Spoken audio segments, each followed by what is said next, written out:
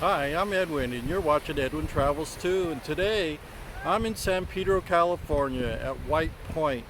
White Point is a very historical place here in the South Bay. Not many might know about it, but it really was from starting way back when the Spaniards discovered this place in 1770 up until, well, right now it's part beach, as you can see behind me, and it's also part nature center that we'll see later. So come along and watch what White Point is all about. First we'll go over some history of the area, and then we'll go ahead and start touring some of the spots here, what there is to see and what is there to do. All right, so come along and let's have a good time.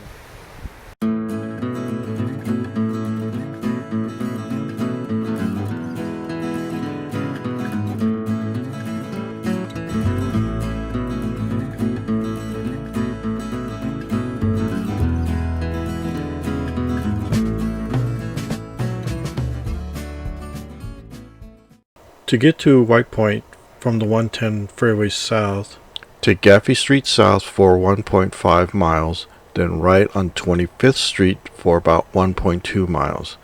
Left on Western for about 0.5 miles, then left on Paso del Mar, and you're there. White Point totals approximately 148 acres. There is so much history here that I have broken it up into two parts: the upper part and the lower part. The upper part is about 102 acres. It includes the nature center and hiking trails. And the lower part, which is about 46 acres, that includes the park and the beach and picnic areas. This is where it all started per se, so let's start here first. White Point has been called both White Point and White's Point. The origin of the name has been disputed. One version is that a sailor named White jumped ship and swam to shore at this point, thus White's Point. Another version is that because of the Altamira shale appears white out at sea, sailors used this cliff face as a landmark and called it White Point.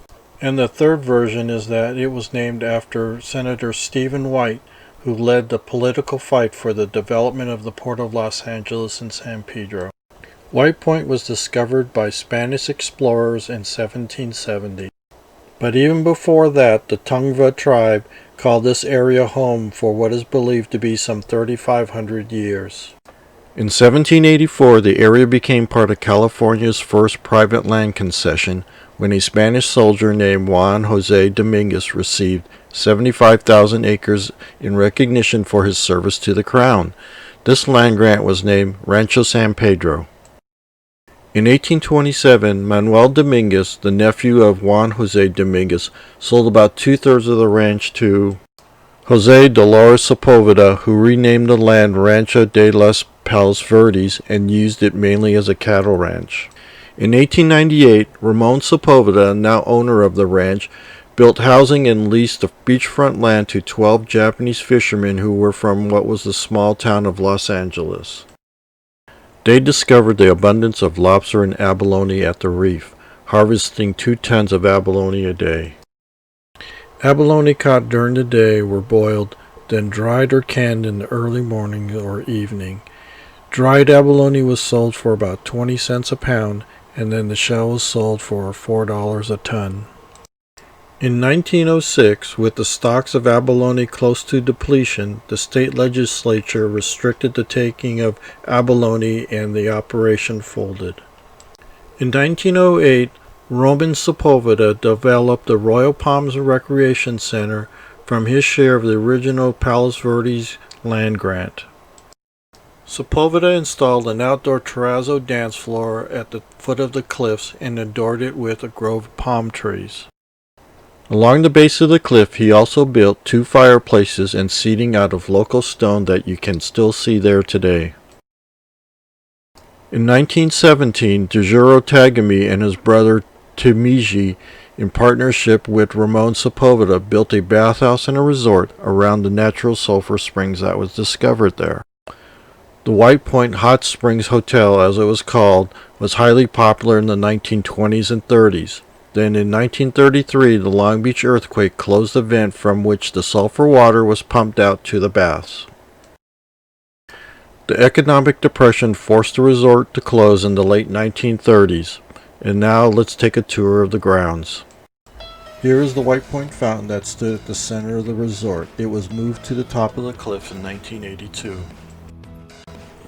Here is the park area at the top of the cliffs that includes a playground, picnic tables, benches, a grassy area, restrooms, a beautiful view of the ocean and Catalina Island. Here we are looking down at White Point during low tide.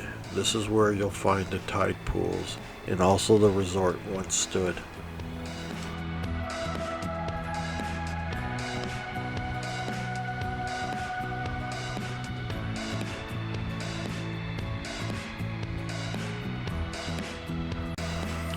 Here is the same area at White Point, but not at low tide.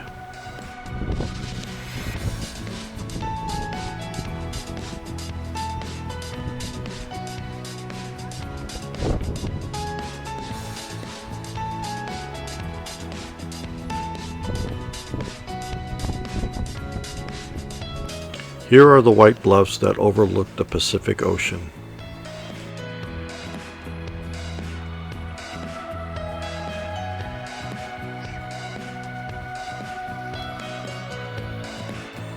Here is one of the many foundation pieces you could find of the resort at low tide.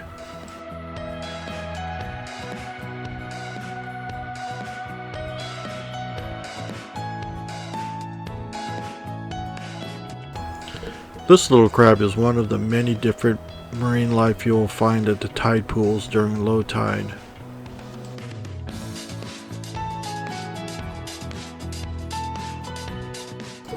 If you come at low tide, you see a white haze in the water. That is the remnants of the sulfur, and you also will still smell a little bit of sulfur in the air.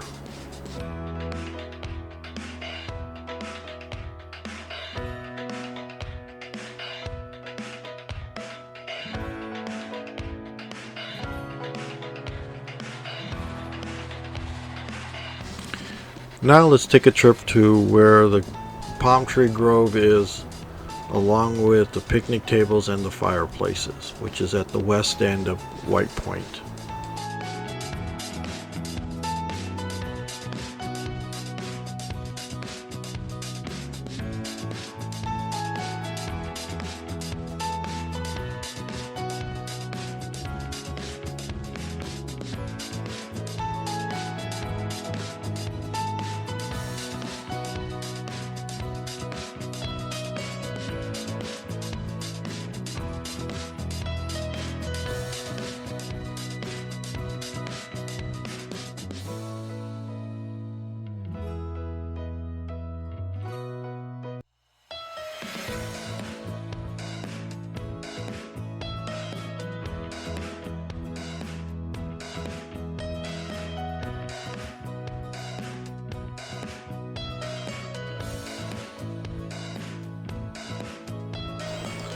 Here is more remnants of a building that once stood here over 100 years ago.